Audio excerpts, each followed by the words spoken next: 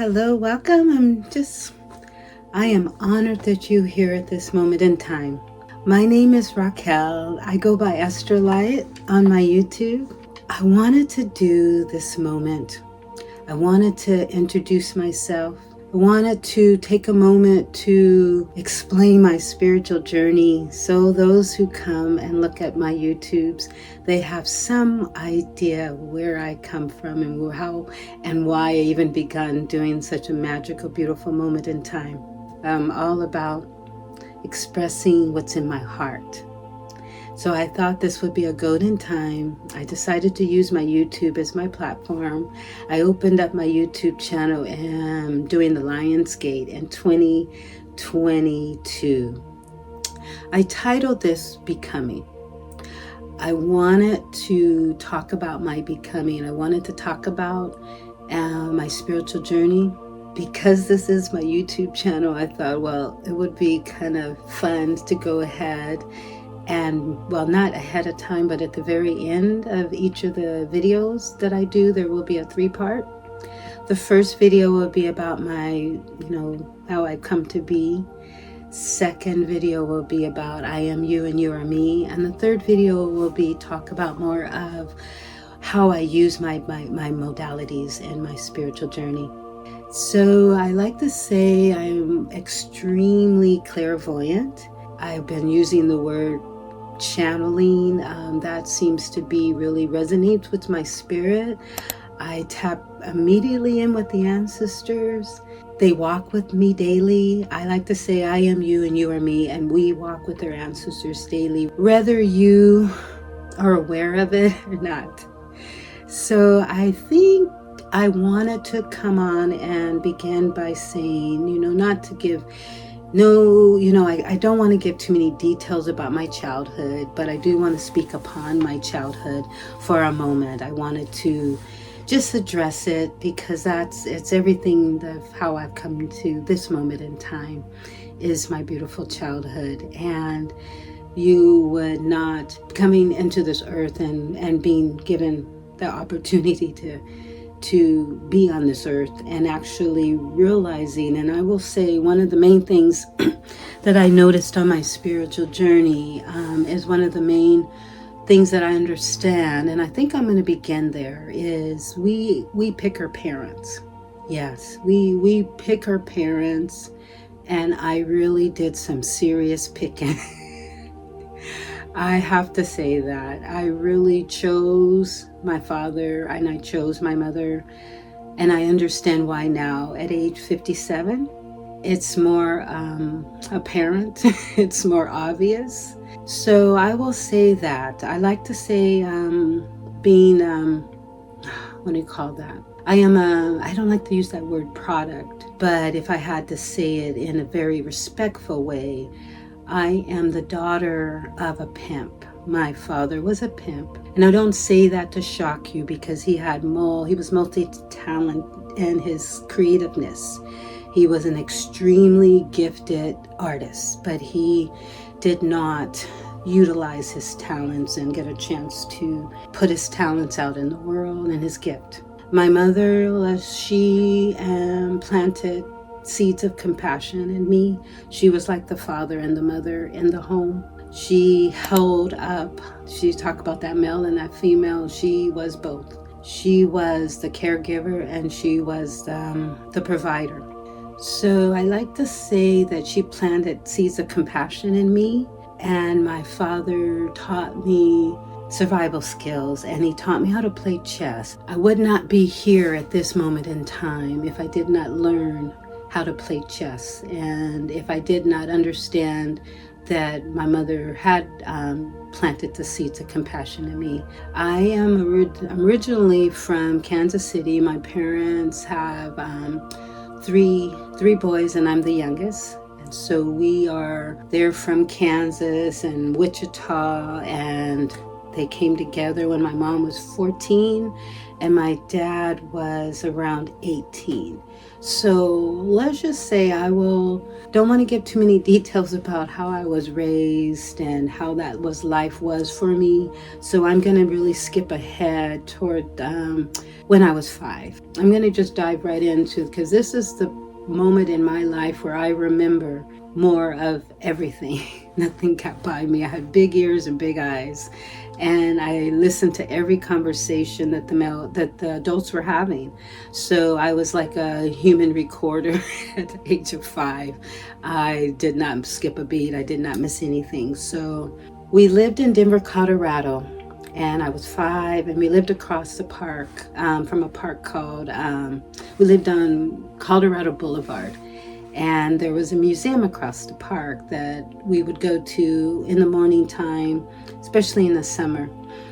We would go in the morning time on a Saturday morning, and we would not come back home. I was with my brothers, and we would gather and meet friends in the crabapple orchard, and then we would pop over to the inside the museum. And because my brother was older at that time, I think he was about 8 years older than me, and another brother that's 5 years older, and then one that's 2 years older.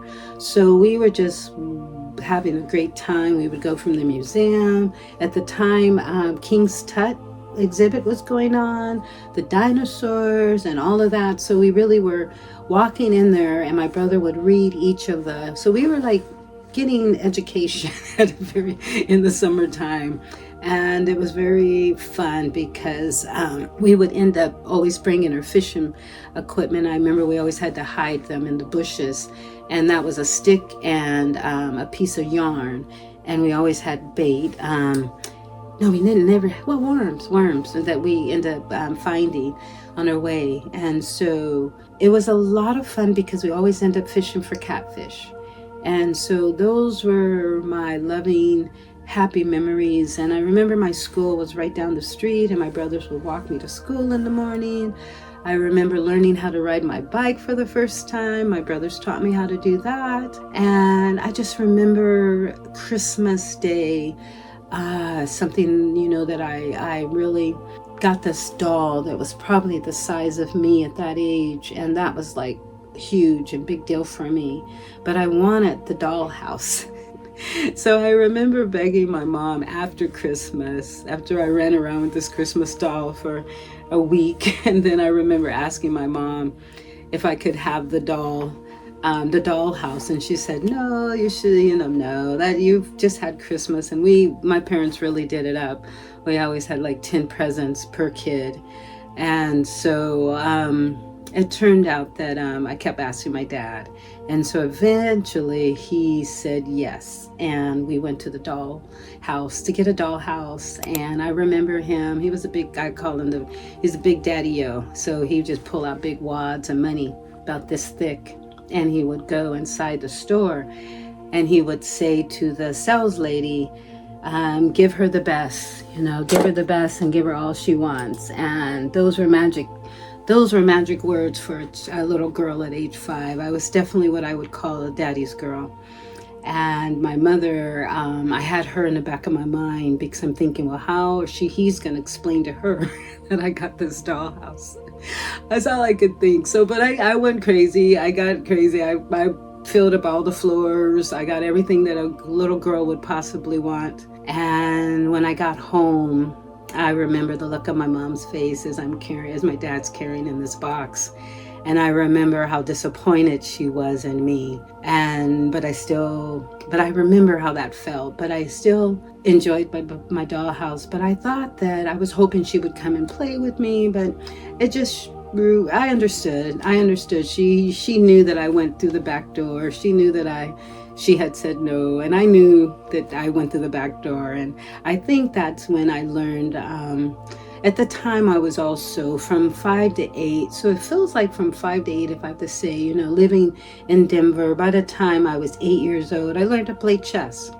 My dad and my brothers would sit, and he had a friend come over, and they called for hours, and they would sit in the basement and for hours and hours. And I remember my dad teach me how to play chess. And I realized that it was a game that I understood and a game I enjoyed only because the queen was the master of the board. The queen could do anything and everything, and that for me was very inspiring for being a little, let's say, being the little sister, my to see her do that. So I learned chess and I understood the moves, and more about that, that later. But let's just say, I will say I use chess and I carry that learning in my day life as I needed to get through life.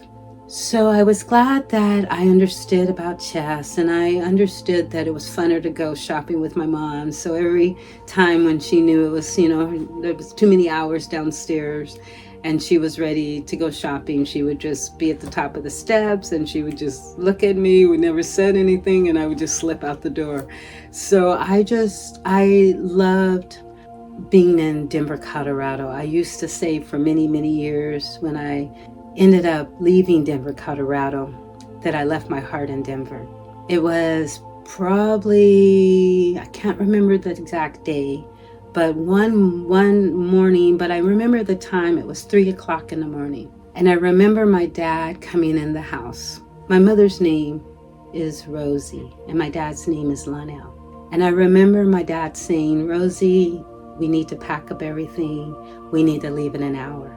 And I remember thinking, oh, okay, well, what fun trip are we going to head on to? So my mom came in the room and she said, here's a backpack, and it was my school bag.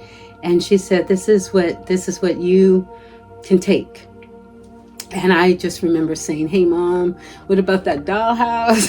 And I remember looking at that dollhouse, and I remember saying, "I'll be back." And I remember asking her, "Will we be back for the dollhouse? Will we come and get it again?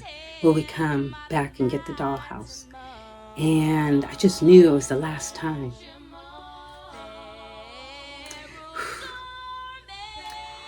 This is what you'll see as I go through this moment of speaking upon this. I am a very sensitive being. I've come to this earth as a sensitive being. I am very emotional. I tend to cry when I'm happy, mad, or sad. I tend to cry when I'm happy. And but this is a memory that has brought me to this moment in time. This is a memory that at one moment I said I would write about it, I will talk about it. So that morning we got on a bus and we headed to the Northwest. No, at that time we were heading to California. So we landed in California, but my dad wasn't with us. He made his way to Hawaii or Canada, somewhere different. So it was an adventure for me, and I remember being excited about the adventure. I just knew something was about to change. I don't know why I knew. So as we were on this Greyhound bus with my brothers, we ended up traveling down to California, and we ended up in Los Angeles. And then my mom and my dad met back up with us, and from there we ended up staying in California, I think probably about a year and a half, because I remember a school year and a summer. In 1974, we traveled up to the Northwest. We got on the Greyhound, and my dad said he would meet us again. I think this time he was for sure he was from Canada. And I remember landing, and I remember my grandfather greeting us. And he was such a beautiful time. I was really excited to see him. I had always talked to him on the phone, but never really had a chance to really meet him. That I remember. And so I will say this is going to be a moment where I'm going to show and tell. I'm going to show you some pictures. And if you want to fast forward at any time and get to the end, so be. But I will say, please stay for the whole moment, so then that way you'll understand more about why I do what I do. And so I will say, this is also going to be a moment where I can show and tell. So I brought out some pictures that mean everything to me. I believe in photographs, the old school pictures. I have an album, old school album. So these pictures I've been carrying with me and recently had them in my room. I will say I'm over here in Kingston, Washington. I'm at the time as I'm videotaping this so that you know present time now. It is September, which is, it's getting beautiful outside, but this morning it was chilly. So seasons are really changing. So a lot of this has to do with, I knew that we are awakening and I knew that we are woke. So I wanted to come on here and introduce myself in more of a story time so that I could tell my story and then you can see more of who I am and understand why when I'm always saying, hey, go check on my website, Just Be Today, and all of that. So this is all about me giving you an idea about my spiritual journey. I believe that I am you and you are me. And we are all on this, what they say, the hero's journey. If you know anything, check it out, look it up. But I call it the spiritual journey. And I have been using that word probably since I started my YouTube. And I opened up the gates with my YouTube, using a card deck called James Wellness. And he does a hero's journey spread. So I think he uses about 10 cards. So that, like your finances, success, your female, masculine, feminine, money, relationship, home. So he just really gives you an idea. I like to say it's almost like a mandolin. It's almost like he gives you an idea of how your energy is flowing in your life. And because I am you and you're me, I chose this because it gives us a collective way of seeing ourselves. It's one way, one spiritual tool that I love to use. So that's why, let me see if I have the deck handy. Yes, I do. So this is the deck that I will be using at the very end. And I'll just pull as many cards as Spirit. Maybe I'll go ahead and pull the 10 cards. So, okay, so let's move forward. So as I mentioned, I'm clairvoyant, I'm intuitive.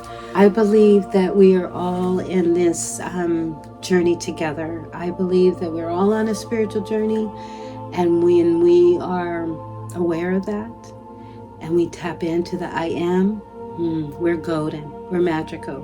1978, I made it to Seattle, Washington, and with my family.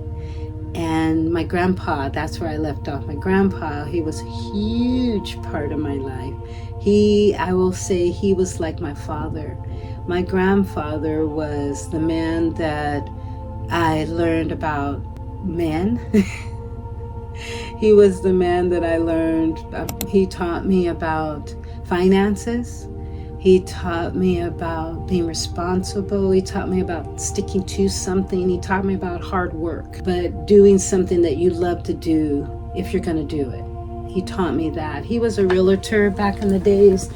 He started one of the first black real estate companies of his own that he ran.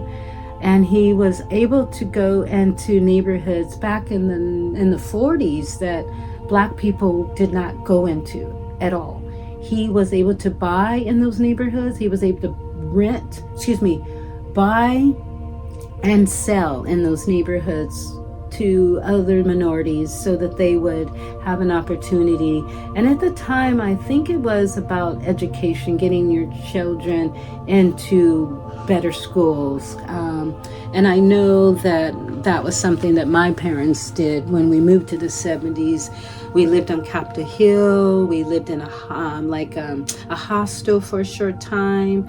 And then we moved to an apartment. And then later we moved out to the suburbs where my parents felt like we would have, me and my brothers would have better education. So that was, there were moments in time where I have to say that I call my parents modern day gypsies, because when we moved. We moved every year. So my grandpa taught me stability. So he always had like 5 cars and a couple houses. So he was showing me what stability looked like. For me and my brothers, that was not something that we were used to because we moved every year and every 6 months. So I don't want to get too detailed about my childhood because I really want to pop to the whole idea of how I've come to be who I've come to be, and the catalysts that really, really shaped me to who I am was recognizing at a very young age that I had these gifts. But at the time, I didn't understand that they were gifts. At the time, I would have these very vivid dreams, and as if I was, and then some of the time the dreams would come true. I would hear these voices in my head, but it felt like more inwardly, not so much in my head part, but inwardly in my body. And it felt like what I was thinking, I could hear it. And it wasn't always my voice, and it wasn't always my me. So I will talk more about that. But so that began around 8 when I started and having dreams where I actually could feel energy. As everyone went to sleep, I could be in my bed, and at moments in time I could see myself over the top of me, or I could be in my bed and I would feel things that were coming down the hallway, and then they would cross into my room, and then they would stand in front of my bed. So I almost had like these excruciating night-day mares that sometimes I would either just hide under the covers, hide under my bed, or hide in the closet. I always felt very safe in the closet until one day the dreams were that the closet was pitch dark in my dream, and then I could reach my hand. If you ever watched Star Trek, I did religiously. I would reach my head inside of the darkness, and my hand would disappear.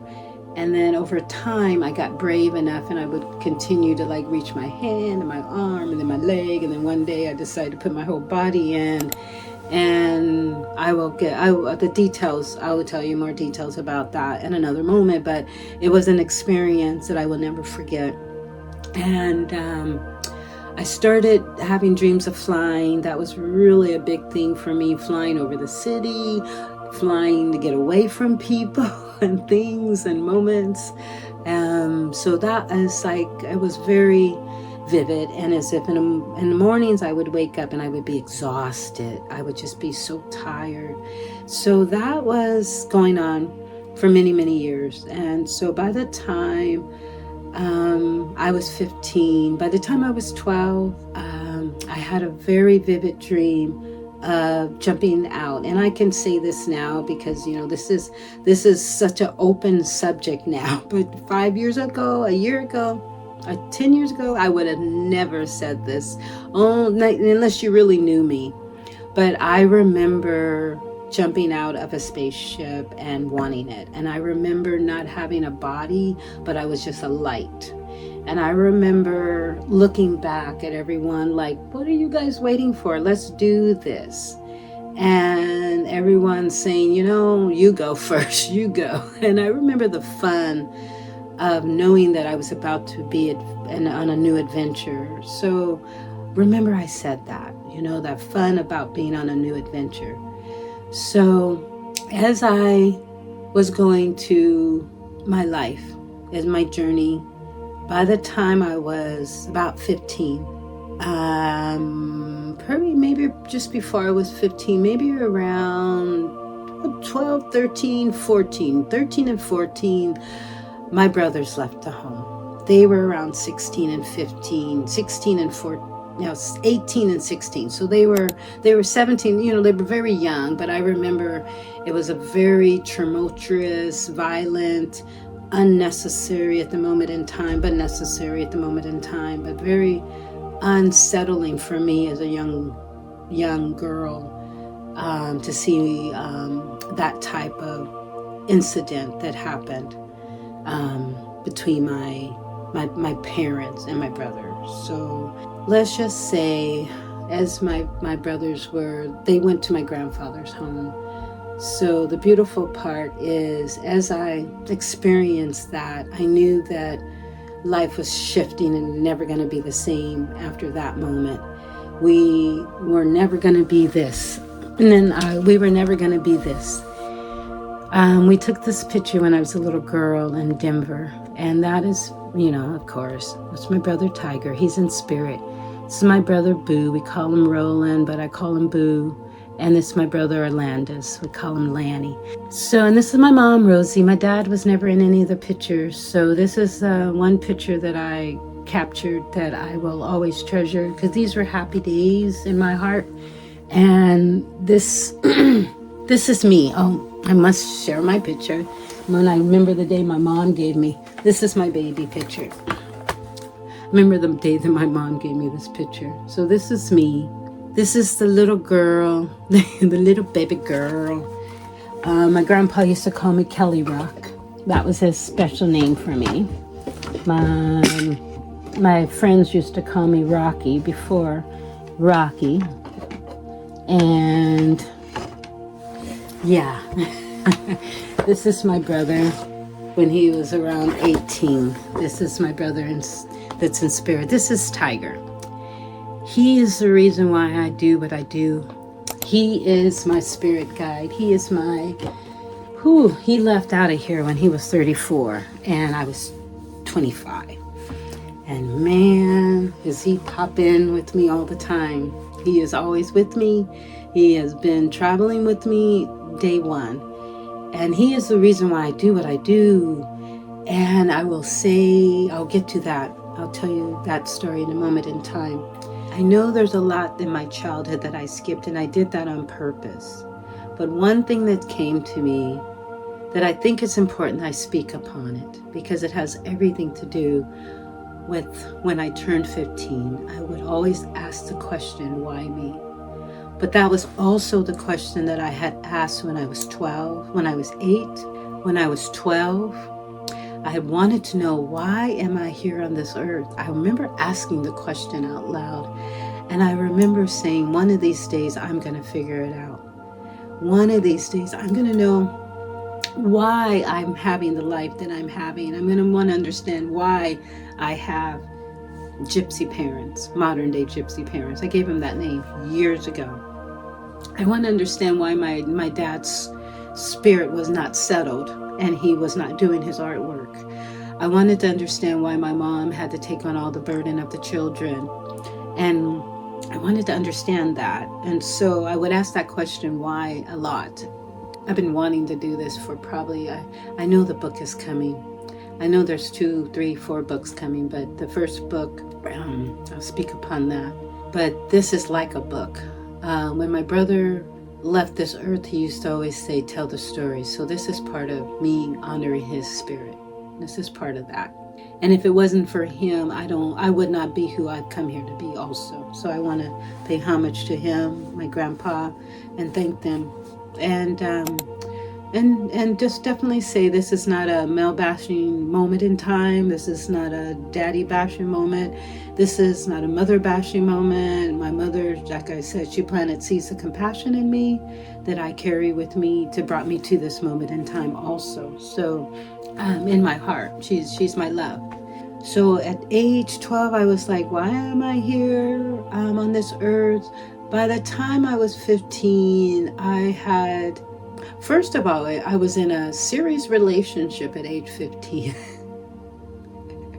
I had met someone in the summertime, and I was actually working for JTPA Junior Achievement Program, where I would go and clean for the seniors in their motor homes, mobile homes, and I would go with this lady. Her name was Beth. I never forget her name. And she would take us, there was probably 10 of us, and we'd go around in a little minivan, and we would go and, so this is my 9th grade, I have to remember correctly. So we would go in and clean the in the woods. In Federal Way, there were still a lot of woods. I was going to Federal High School, and I was running track. I was very active. And I remember going in the summer, and there was a supervisor, and he had got his heart broken, and me and him, because he was supervising me, we kind of like became friends, and then we fell in love, and I thought that was that love, and I wanted to marry him and run off and have 5 or 10 children. I was so ready. So crazy when I think about it. And his name was Todd. And but more about that later. So as I moved again, and this time I moved to Everett, and Todd had graduated from high school, and he had his heart broken from someone, but then when he went into the Army, she wanted him back. And so he broke up with me, but then she broke up with him again. And then he started writing me letters. And I was in Everett going to school. I was rejoined school in the 9th grade. New girl, always a new girl on the block. And I was so beautiful because I was working. I had a job. I was a secretary. I got hired by this lady. She hired me because of the color of my skin. She was dating a black man, and I think they were married or dating. I'm not remembering, but she whispered over to me, she goes, I just want you to know, I'm going to hire you because you're black. And I want to give you an opportunity. And so I was making $79 every other week, and that was my golden ticket to be independently spirited. Independent, I called myself. My dad always said I was hard-headed, but I always said that I was very independently spirited. I'm giving you a lot more about my background, about my child, but I think it's very important that I kind of pop into the age. So I'm now 15. I'm now 15, 9th grader, and very, very mature for my age. Because I had a boyfriend, and we were very intimate with each other already. Like I said, I was ready to have children. And by the time me and him ended up getting back together, because she broke his heart, he started writing me like 5 and 10-page love letters. And so I got sucked back right into his falling in love again. And ready for the marriage. And so he talked about we were going to stay at the base up in Tacoma. And so I was on it. I said, let's do it. Let's do this. But I was going to take it slowly. I was going to make sure we were married and all of that good stuff. I was not going to pack my bags and run that night.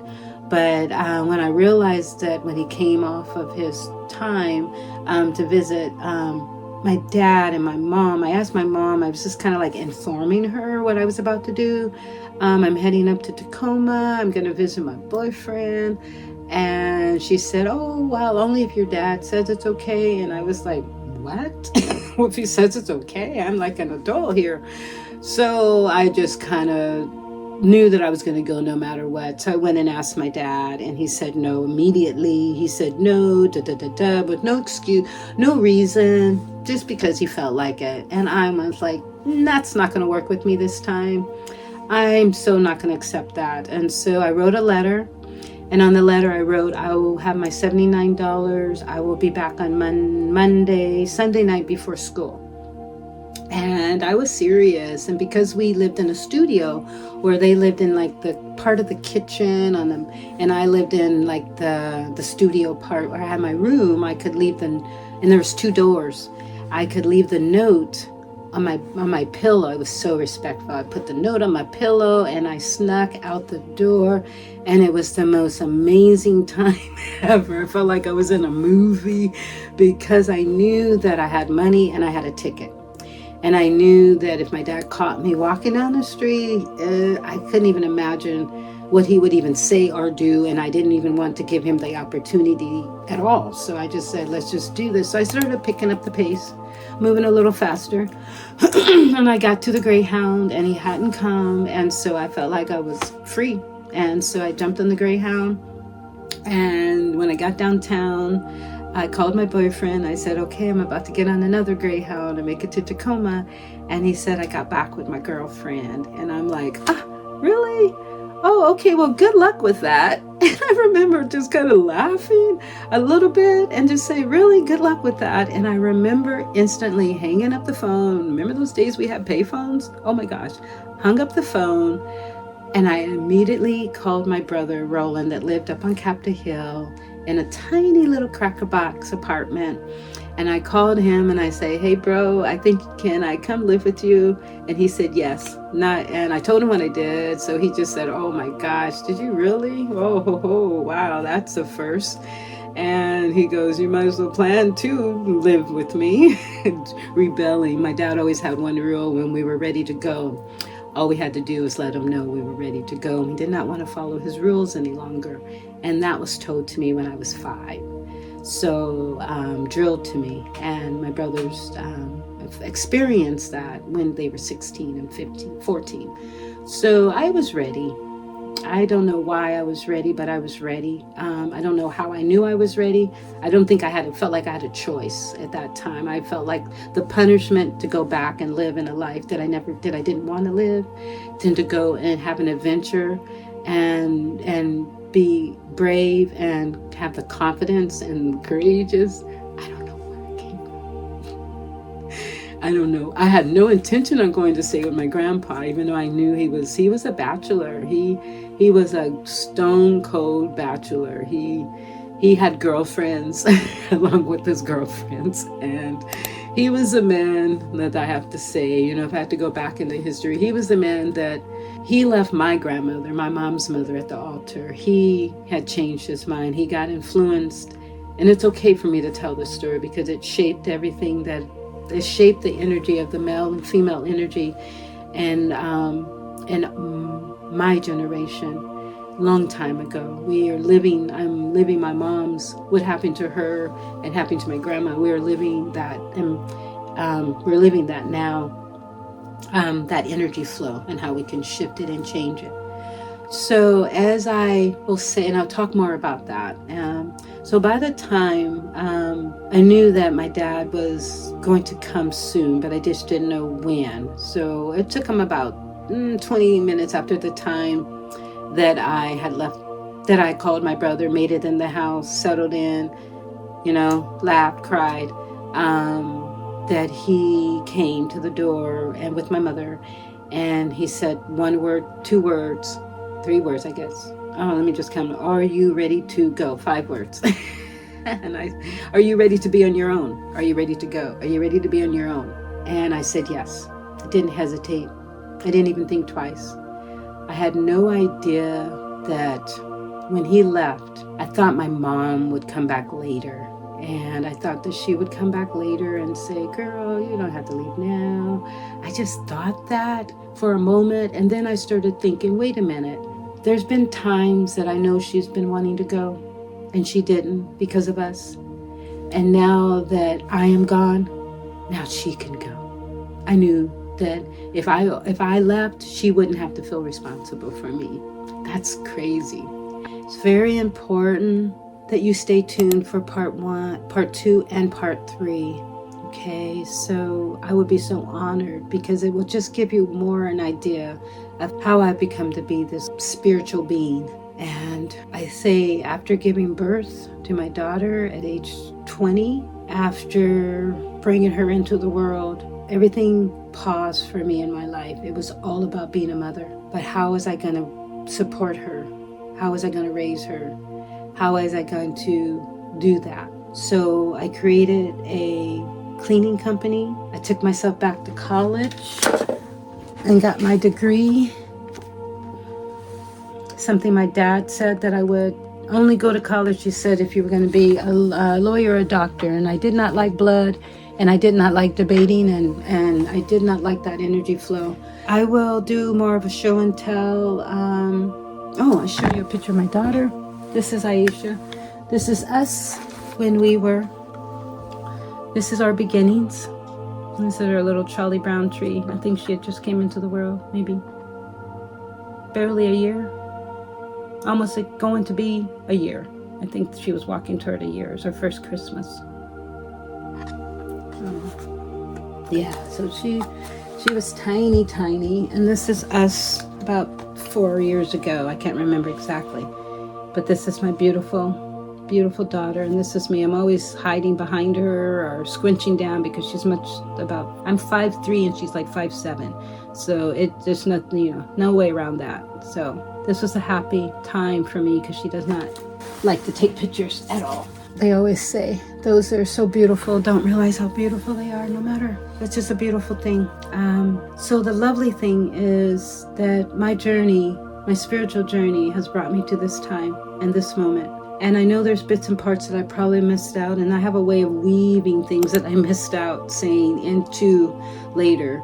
But I wanted to share a picture of my daughter. I wanted to talk about a little bit about me raising her. So I went to Shoreline Community College, got my AA degree, was going to be an accountant, could not get through calculus, and I just got so depressed about it. But then someone asked me a question: are you going to love it? Are you going to be able to have fun? And I answered no to all 3 questions. No.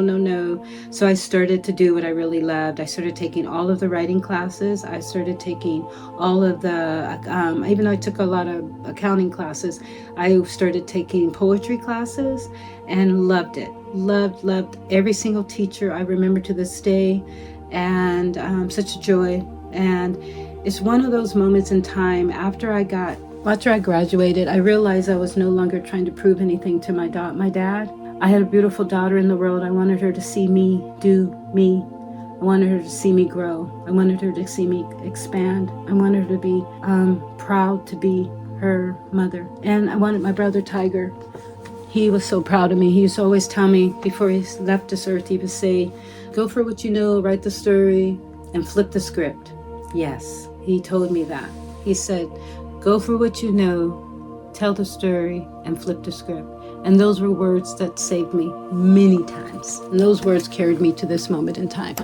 Well, I'm going to go ahead and pause it at this time. Stay tuned for the second part, and I'll talk more about relationship, a little bit about that, because I was in a 10-year relationship with my daughter. I met someone when she was 5. His name was David. Let's just say a little bit sneak preview. Let's just say I never looked at his driver's license. He was 20 years older than me, and he lied. Didn't know that forever. But he also had, he was an amazing man, but he also had a serious drug addiction. So I had the yin and the yang with him, the good, the bad, and the ugly. I loved him for who he was. I hated the drug addiction that he had, and I hated that he lied to me, and he was dishonest from the day that he met me. So I fell in love with a liar. I fell in love with someone that was dishonest. So I guess that was my first relationship. So I'm going to pause at this time, but thank you, and I'm just honored that you've come here at this moment. And I will be back. Namaste. My heart to your heart.